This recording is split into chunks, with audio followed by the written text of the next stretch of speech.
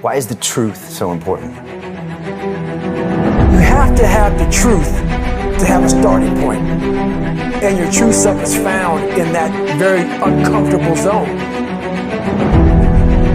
We all look for toughness. We all want it. But we look for it in a comfortable environment. You will not find toughness in a comfortable environment. Those of you who are listening to this, you will not find it. The only way you find it is to drown yourself in a position where you're just out of sorts, where you can't swim, you're drowning. You're drowning.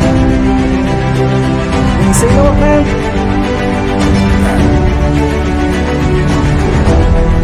Once you come face to face with who you are, you have a starting point. It's in our head saying, you know what, man?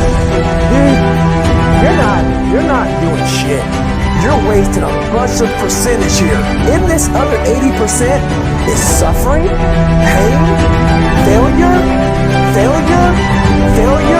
self-doubt, darkness, and then a whole bunch of light. But to get to this light, you gotta go through all of this shit. You're not succeeding, you're not achieving. It's because you're afraid to go in that dark place to find yourself.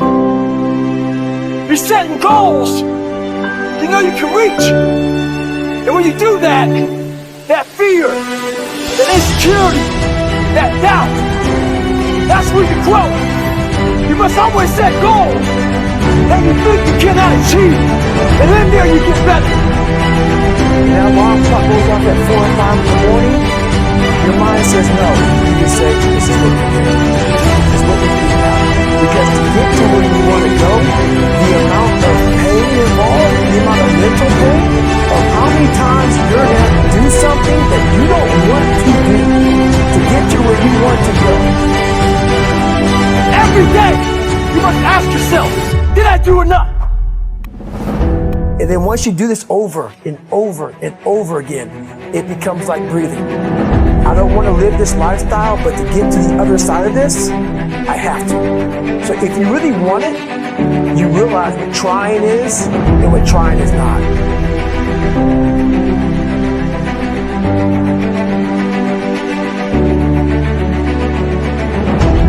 Your brain is the most powerful weapon in the world. Once you put away your phones and your computers and all that shit we have nowadays, your brain is the only thing you have when you're going through depression, when you're going through hard times, when you're going through death, real life shit. You can't Google that shit, man. You're alone. You're alone. You may have a shrink you're going to, you may have a best friend you're going to, but there's 24 hours in a day when you're alone in this brain. And your brain is talking to you in all kinds of ways. And it wants to control you and pull you in these different pockets. If you can't control your own brain, and your brain controls you, you gotta tell your brain where you wanna go and how you wanna go and how you wanna get there. You gotta control it. If not, it's over. So, all I knew back then was hard work. You gotta work hard. You gotta work hard. I can't get this paragraph. I can't remember what the fuck's in this paragraph to pass this test to get in the military. Read again. Still not getting it. Read again. But if you're not getting it, write it out. And that's how I started learning. I realized if I keep going back and going back and going back until the shit just becomes, your mind will say, fuck, okay, we're gonna figure it out. We'll find a way. Because he is not going to stop. It's not, I will try one more time. No, one time goes off, boom, I'm going back. I can't read right, I'm going back. I gave myself no way out, and my mind realized that. I said, okay, we're gonna adapt and overcome now. That was my mindset. And that's how you get through things.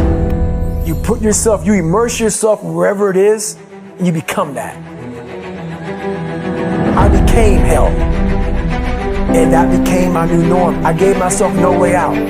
There was nothing outside these walls of hell. Nothing.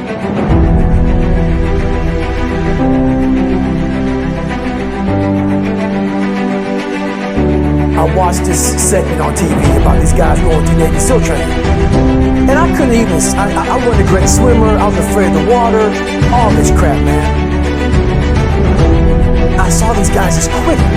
But at the very end, it says 22 guys, his commanding officer's up there, and he gives this great speech. So I started visualizing me being the 23rd guy, sitting there with these guys. I said, man, I can feel that would change my life. And what was that feeling? You wanted so bad, respect? No, victory. I wanted to win. Not like beat somebody else. It wasn't about that.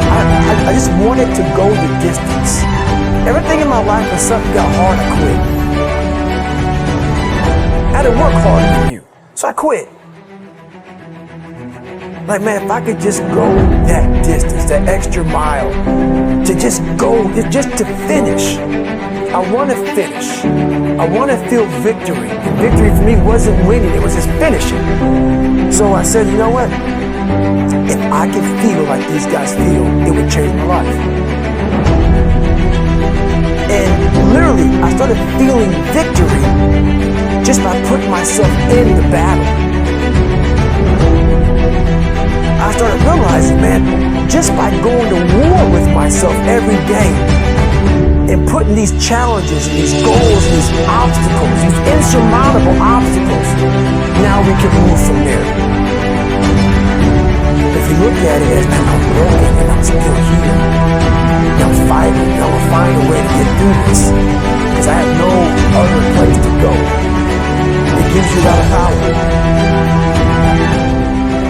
And no one really finds himself without going through trials, tribulations, suffering, accountability.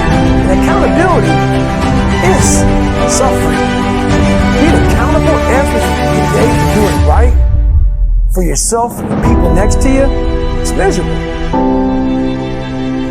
The more I do this, the more I gain confidence. And then the more I gain confidence, the more I realize, fuck these Navy SEALs, man. These guys can't do what I'm doing right now. I had no coach, had no trainer, had no money. I didn't know how to lose weight. I had no knowledge of what I was doing. I was just working. I was just sacrificing. But I would have never found these tools if I didn't put myself in a very uncomfortable place. And your true self is found in that very uncomfortable zone. That's where he came from. He came from all these obstacles, and now he's there. So everybody goes, how do you do that?